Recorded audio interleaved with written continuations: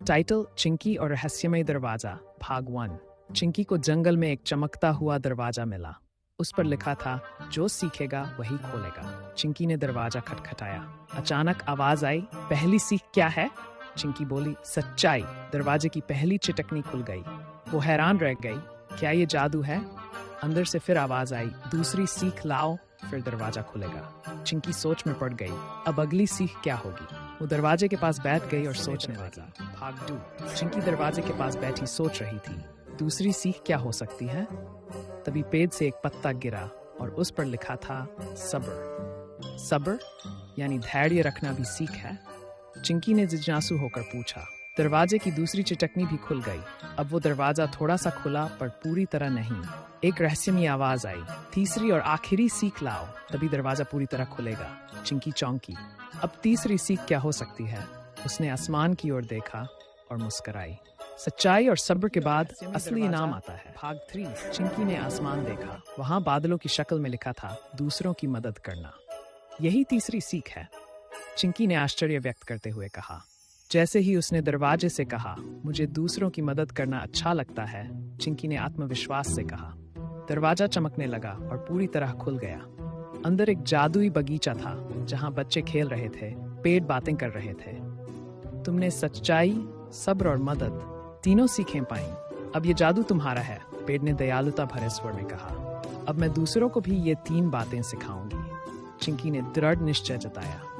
Moral, सच्चाई, सब्र, मदद जिंदगी का असली जादू। जादुई बगीचे की सीख। अब चिंकी उस जादुई बगीचे की रक्षक बन गई थी। हर बच्चा जो अंदर आता, उससे एक सवाल पूछा जाता, क्या तुम दूसरों की मदद करते हो? जो बच्चे हाँ कहते, उन्हें पेड़ एक फल देता, ज्ञान का फल, जिसे खाने से नई समझ मिलती थी। एक दिन एक बच्चा झूठ बोलकर अंदर आ गया। बगीचा मुरझाने लगा। चिंकी ने सब बच्चों को बुलाया और कहा, सिर्फ बातें नहीं, काम में सच्चाई दिखनी चाहिए। बच्चा रो पड़ा, अपनी गलती मानी और बगीचे में फिर से खुशबू फैल गई। मोरल, सच्चाई सिर्फ बोलने की नहीं, निभाने की भी होती है। टाइटल चिंकी और जादुई बगीचे की सीख भाग 4। अब चिंकी उस जादुई बगीचे की रक्षक बन गई थी। हर बच्चा जो अंदर आता, उससे एक सवाल पूछा जाता, क्या तुम दूसरों की मदद करते हो? जो बच्चे हाँ कहते, उन्हें पेड़ एक फल देता, ज्ञान का फल, जिसे खाने से नई समझ मिलती थी। एक दिन एक बच्चा झूठ बोलकर अंदर आ गया। बगीचा मुरझाने लगा। चिंकी ने सब बच्चों को बुलाया और कहा, सिर्फ बातें नहीं, काम में सच्चाई दिखनी चाहिए।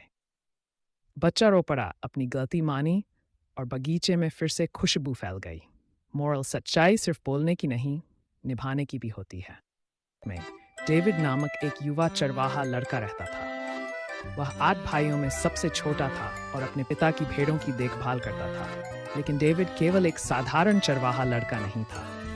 उसमें बहादुरी भरा दिल था और भगवान में गहरी आस्था थी। उसे गाना और हार्प बजाना बहुत पसंद था और वह अपने संगीत से खेतों में खुशी बिखेर देता था।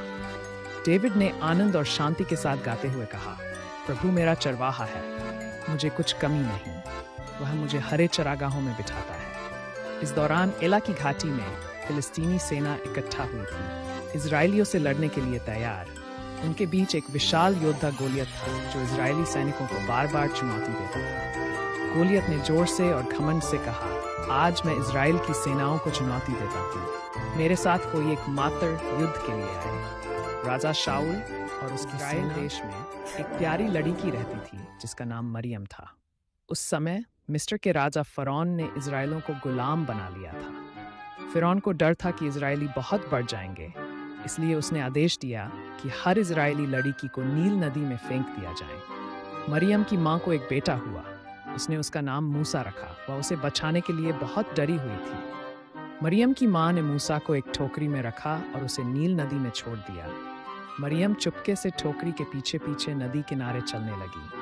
तभी फिरौन की बेटी नदी में नहाने आई। उसने टोकरी देखी और अपनी दासी को उसे लाने के लिए कहा। यह तो एक इजरायली बच्चा है। फिरौन की बेटी ने आश्चर्य व्यक्त किया। मरियम हिम्मत करके आगे आई और बोली, क्या मैं आपके लिए एक इजरायली दाई ढूंढूं जो बच्चे का पालन पोषण करे? फिरौन की बेटी ने सहमति जताई। हाँ, जाओ। मरियम अपनी माँ को लेकर आई और फिरौन